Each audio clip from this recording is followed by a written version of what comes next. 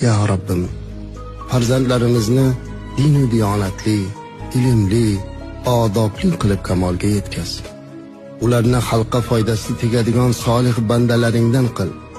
Ko'zimizni quvontiradigan, el orasida yuzimiz yorug' bo'ladigan baxt va saodatli avlodlardan aylagin. Yoshlarimiz yurtimizni butun dunyoga tanitadigan bo'lsin. Zurriyotlarimizdan yana buyuk allomalar, mutafakkirlar chiqishini nasib ayla. Ilohim, butun dunyoni tinch amon qil. Urush va turli ofatlarni ketkaz. Yurtimizni tinchligini, farovonligini bardavom ayla. Osmonimizni musaffo, balo qazolardan uzoq qil.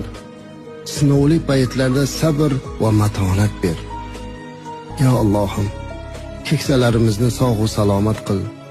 Doimo duogo'yimiz bo'lib yursinlar.